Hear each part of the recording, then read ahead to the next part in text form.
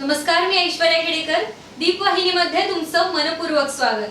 आजपासून नवरात्रोत्सवाला सुरुवात होते, तरी सर्व दीपवाहिनीच्या प्रेक्षकांना नवरात्रोत्सवाच्या खूप खूप शुभेच्छा. अश्विन शुक्ल पक्षातील शारदीय नवरात्रोत्सवाला आजपासून सुरुवात होते. तरी शारदीय नवरात्रोत्सवात भगवती देवीचे पूजन, उपासना, नामस्मरण, आराधना प्रामुख्याने केली जाते. भारतीय संस्कृतीत या शारदीय नवरात्रोत्सवाला विशेष महत्त्व आहे. रविवार म्हणजेच आज 15 ऑक्टोबर 2023 पासून घटस्थापना करून नवरात्रोत्सवाला आरंभ झालाय. तरी 23 ऑक्टोबर 2023 रोजी नवरात्रोत्सवाला समाप्ती होईल. नवरात्री हा देवी दुर्गा मातेच्या सन्मानार्थ साजरा केला जाणारा एक वार्षिक हिंदू सण आहे. नवरात्र म्हणजे नवरात्रींचा समूह असा शब्दशः अर्थ असून हा सण 9 रात्री आणि 10 दिवस असा साजरा होणारा सण आहे. तरी दीपवाहिनीच्या सर्व प्रेक्षकांना पुन्हा एकदा नवरात्रोत्सवाच्या खूप खूप शुभेच्छा. आज नवरात्रीच्या पहिल्या दिवशी माता शैलपुत्रीची आराधना केली जाते. प्रतिपदा म्हणून ओळखला जाणारा हा दिवस शैलपुत्री या पार्वतीच्या अवताराशी संबंधित आहे. या रूपातच दुर्गा शिवाची पत्नी म्हणून पूजली जाते. ही देवी उजव्या हातात त्रिशूळ आणि डाव्या हातात कमळ घेऊन बैल आणि नंदीवर स्वार असल्याचं चित्रित केलेलं आहे. शैलपुत्री हा महाकालीचा प्रत्यक्ष अवतार मानला जातो. ही देवी सतीचा पुनर्जन्म मानली जाते आणि तिला हेमावती म्हणून देखील ओळखले जाते. सुरुवात करूयात बातमीपत्राला. त्याआधी पाहूयात काही महत्त्वाच्या हेडलाईन्स. घटस्थापनेच्या मुहूर्तावर खेडमधील मानाच्या देवीची स्थापना, गरबाप्रेमींमध्ये आनंदाचं वातावरण. रसाळगड येथील झोलाई वाघजाई देवी मंदिरात भंडारा कार्यक्रमाचं आयोजन. खेड शहरात अनेक दिवस उसंत घेतलेल्या पावसाची जोरदार हजेरी, झाडे कोलमडून अनेक घरांचं नुकसान. बंद अवस्थेत असलेला आंबेत पूल सुरू न झाल्यास आमरण उपोषण करणार, महापौर पंचक्रोशी मनसेचा इशारा. माजी आमदार संजयराव कदम यांच्या उपस्थितीत युवसेना युवती सेना बैठक खेड येथे संपन्न. आणि एपीजे अब्दुल कलाम यांच्या स्मृती जतन करण्याच्या उद्देशाने वक्तृत्व स्पर्धेचे आयोजन. पाहुयात सविस्तर वृत्त. आजपासून नवरात्र उत्सवाला प्रारंभ झालाय. आज घटस्थापनेच्या शुभ मुहूर्तावरती खेडमधील मानाच्या देवींची प्राणप्रतिष्ठापना करण्यात आली. संपूर्ण खेड शहरातून वाजत गाजत देवीची मिरवणूक काढण्यात आली. खेड शहरात विविध मंडळांनी नवरात्रोत्सवाची जय्यत तयारी केली आहे. दरवर्षीप्रमाणे यंदाही गरबाप्रेमींना नवरात्रोत्सवाचा आनंद आता लुटता येणार आहे. पाहुयात देवीच्या मिरवणुकीची ही खास दृश्य.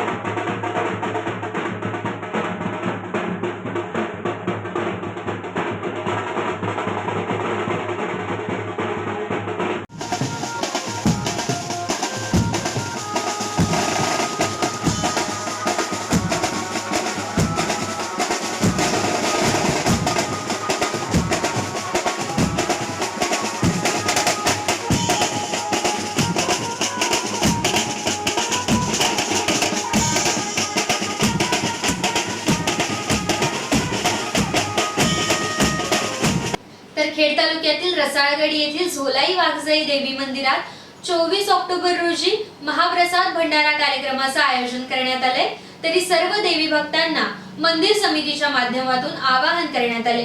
किल्ले रसाळगड सेवा समिती या संघटनेच्या वतीने दसरा उत्सवानिमित्त ऐतिहासिक रसाळगड किल्ल्यावरती झोलाई वाघजाई देवी मंदिरात महाप्रसादाचा भंडारा कार्यक्रम आयोजित करण्यात आलाय. तरी सर्व भाविक आणि भक्तांनी या सेवेचा लाभ घ्यावा.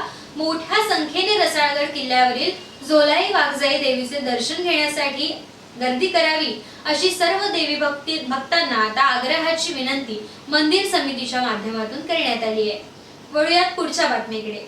नवरात्रीच्या पहिल्याच दिवशी उसंत घेतलेल्या पावसाने पुन्हा एकदा खेड शहरात हजेरी लावली. संपूर्ण खेड शहरात पावसाने अचानक आगमन केल्याने कर्मप्रेमींच्या चेहऱ्यावर नाराजीचे सूर उमटले. गेल्या अनेक दिवसापासून पावसाने विश्रांती घेतली होती, मात्र आज पुन्हा एकदा पावसाने आपली जोरदार हजेरी लावत संपूर्ण खेडवासियांची तारंबळ उडवली आहे. तालुक्यातील भरणे जाधववाडी येथील एका घराचे नुकसान झाल्याचं चित्र समोर आले. वादळ वाऱ्यामुळे घरावरील पत्रे उडून गेले, तर काही ठिकाणी घरांवर झाडे पडून घरांचं मोठ्या प्रमाणात नुकसान झालंय. सुदैवाने यात कोणतीही जीवितहानी झालेली नाहीये. माजी राष्ट्रपती डॉक्टर APJ अब्दुल कलाम यांच्या स्मृती जतन करण्याच्या उद्देशाने 15 ऑक्टोबर रोजी त्यांचा जन्मदिवस साजरा करण्यात आलाय. शिक्षण विभाग, जिल्हा परिषद रत्नागिरी या विभागाकडून वाचन प्रेरणा दिन म्हणून हा दिवस साजरा करण्यात आलाय. येथे वक्तृत्व स्पर्धेचं आयोजन करण्यात आलं होतं. वाचन प्रेरणा दिनानिमित्ताने आयोजित केलेल्या या वक्तृत्व स्पर्धेत तालुक्यातील अनेक शाळांनी विद्यार्थ्यांनी सहभाग दर्शवला. यामध्ये गट इयत्ता 5वी ते 8वी या गटात आर्या प्रशांत दळवी हिने वाचाल तर वाचाल हा विषय सादर करत प्रथम क्रमांक पटकावलाय, तर इयत्ता 9वी ते 12वी या गटात अथर्व सत्यनारायण मिश्रा याने शिवचरित्र वाचन काळाची गरज हा विषय सादर करत द्वितीय क्रमांक पटकावलाय. सर्व विद्यार्थ्यांची रत्नागिरी येथे होणाऱ्या जिल्हास्तरीय वक्तृत्व स्पर्धेसाठी आता निवड करण्यात आली आहे. वरील विद्यार्थ्यांना सर्व मराठी विषय शिक्षकांनी मोलाचं मार्गदर्शन केलंय. संस्थेचे चेअरमन विपिनदादा पाटणे, सर्व पदाधिकारी, शाळेच्या मुख्याध्यापिका भूमिता पटेल, सर्व शिक्षक आणि शिक्षकेतर कर्मचारी यांनी यशस्वी विद्यार्थ्यांचे अभिनंदन करून त्यांना पुढील वाटचालीसाठी शुभेच्छा दिल्या. श्री समर्थ कृपा विश्वप्रतिष्ठान संचलित श्री समर्थ कृपा इंग्लिश मीडियम स्कूल आणि ज्युनियर कॉलेज वेरळ येथे 15 ऑक्टोबर 2023 रोजी डॉक्टर APJ अब्दुल कलाम यांच्या जयंतीनिमित्त वाचन प्रेरणा दिन साजरा करण्यात आला. यावेळी प्राचार्य डॉक्टर SS अली तसेच 3री ते 5वीतील विद्यार्थ्यांच्या उपस्थितीत डॉक्टर APJ अब्दुल कलाम यांच्या प्रतिमेचे पूजन करून पुष्पहार अर्पण करण्यात आला. सदर दिनाचे औचित्य साधून विद्यालयात उत्कृष्ट वाचक हा उपक्रम घेण्यात आला. या उपक्रमामध्ये इयत्ता 6वी आणि 8वी मधील विद्यार्थ्यांनी सहभाग दर्शवला. मुलांनी त्यांच्या आवडत्या कथा आणि कवितांचे वाचन केले. पुढील काळामध्ये वाचन संस्कृती विकसित व्हावी या उद्देशाने विद्यालयात विविध उपक्रम राबवले जाणार असल्याचं यावेळी मुख्याध्यापकांनी सांगितलं. वळूयात पुढच्या बातमीकडे. आगामी लोकसभा निवडणूक आणि विधानसभांच्या निवडणुकांबाबत मार्गदर्शन करण्याकरता भाजपाचे प्रदेशाध्यक्ष आमदार चंद्रशेखर बावनकुळे हे येत्या गुरुवारी म्हणजेच 19 ऑक्टोबर रोजी रत्नागिरी जिल्हा दौऱ्यावर येणार आहेत. महाविजय 2024 अंतर्गत ते महाराष्ट्रात सर्व मतदारसंघात दौरे करतायत. ते निवडक 350 पदाधिकाऱ्यांशी संवाद साधणार असून पक्षीय धोरण कार्यक्रम राबवण्याबाबत महत्त्वाचे मार्गदर्शन ते करणार आहेत, अशी माहिती रत्नागिरी जिल्हाध्यक्ष राजेश सावंत यांनी पत्रकार परिषदेत दिली आहे. खेड तालुक्यातील भरणे येथे युवा सेना युवती सेना खेड तालुका यांची बैठक संपन्न झाली आहे.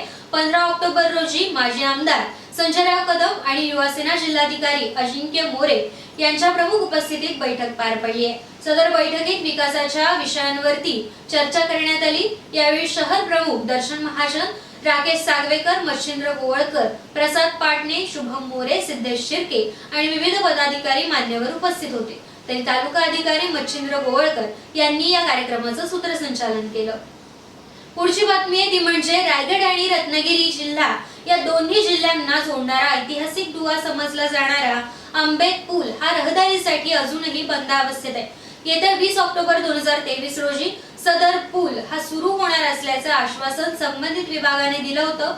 मात्र दिलेल्या वेळेत आंबेत पूल हा सुरू न झाल्यास त्याच पुलाशेजारीच आमरण उपोषण करण्याचा इशारा माप्रा पंचक्रोशी महाराष्ट्र नवनिर्माण सेनेच्या वतीने आता देण्यात आलाय. वळूयात पुढच्या बातमीकडे. माणगाव तालुक्यातील तासगाव आदिवासीवाडी येथील 40 वर्षीय तरुणाने आत्महत्या केल्याची घटना घडली आहे. गवतावर मारण्याचे विषारी औषध प्राशन केल्याने अलिबाग येथील सिव्हिल रुग्णालयात त्याला दाखल केले होते आणि त्यांच्यावरती उपचार देखील सुरू होते. मात्र अखेर या तरुणाचा मृत्यू झाला. माणगाव पोलीस ठाण्यात सदर घटनेची नोंद करण्यात आली.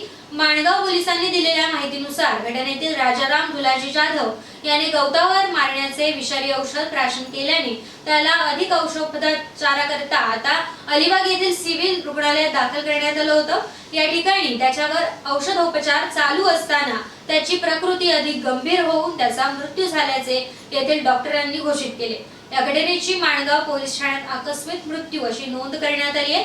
सदर घटनेचा अधिक तपास सहाय्यक पोलीस निरीक्षक RS जाधव अलिबाग पोलीस ठाणे यांच्या मार्गदर्शनाखाली माणगाव पोलीस ठाण्याचे पोलीस हवालदार जाधव हे करतात। उरण तालुक्यातील बोकडविरा सिडको कार्यालयाजवळील पूल हा नादुरुस्त झाल्याने गेली 3 वर्षापासून एसटी बस सेवा ही खंडित करण्यात आली आहे। त्याचा नाहक भुर्दंड बोकडविरा, हुंडे, डोंगरी आणि पाणजे येथील जनतेला नाहक त्रास हा सहन करावा लागतोय। त्याच्या निषेधार्थ जनवादी महिला संघटनेच्या माध्यमातून धरणे आंदोलन करण्यात आलं होतं। सिडकोला नमते घेऊन अखेर येत्या 17 ऑक्टोबर रोजी बैठकीचे आयोजन करून यावर योग्य तो तोडगा काढण्याचे आश्वासन देण्यात आले। तर मुरुड जंजिरा किल्ल्यावर जाण्यासाठी राजापुरी येथून शिडांच्या बोटीचा वापर केला जातो। राजपुरी येथे जंजिरा किल्ला पाहण्यासाठी शेकडोच्या संख्येने पर्यटक येत असतात। या पर्यटकांची चांगली व्यवस्था व्हावी यासाठी महाराष्ट्र मेरीटाईम बोर्ड कडून कोटी रुपये खर्चून भले मोठे प्रवासी टर्मिनल बांधण्यात आले। यामध्ये बसण्याची व्यवस्था, अल्पोपहार, स्वच्छतागृह आणि शुद्ध पाण्याची व्यवस्था करण्यात आली होती।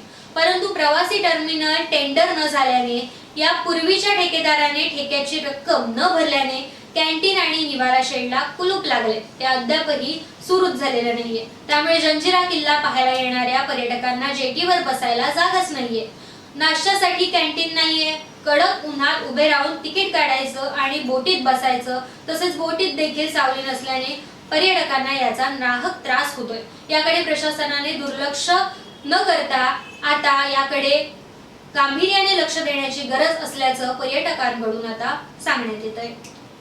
तर इर्षाळवाडी दुर्घटनाग्रस्त वासियांच्या आयुष्यात हरपलेला आनंदाचा क्षण हा परत आणण्याचा किंचितसा प्रयत्न म्हणून इमॅजिका ग्रुपचे मालक मनीष मालपाणी आणि जय मालपाणी तसेच इमॅजिका मॅनेजमेंट कडून आता 1 दिवसीय सहलीचे आयोजन करण्यात आले। मालपाणी परिवाराकडून सहलीसाठी आलेल्या लहान थोर इर्षाळवाडी वासियांचे जोरदार स्वागत करण्यात आलं। आंतरराष्ट्रीय दर्जाच्या राईड्स मधून सफर करत विविध खेळात रमून जात मनोरंजनाच्या साधनांचा उपभोग घेत आणि मनसोक्त मेजवानीचा स्वाद घेतल्यानंतर प्रत्येकाच्या चेहऱ्यावर समाधान पसरलेलं दिसून आलं। या कौटुंबिक सहलीच्या माध्यमातून आपण काही क्षणांसाठी का होईना इर्षाळवाडी वासियांना त्या दुर्घटनेच्या धाक्यातून बाहेर काढण्यात यशस्वी झाल्याचं प्रतिपादन इमॅजिका परिवाराकडून करण्यात आलं। तरी दीपवाहिनीच्या सर्व प्रेक्षकांना पुन्हा एकदा नवरात्रीच्या खूप खूप शुभेच्छा।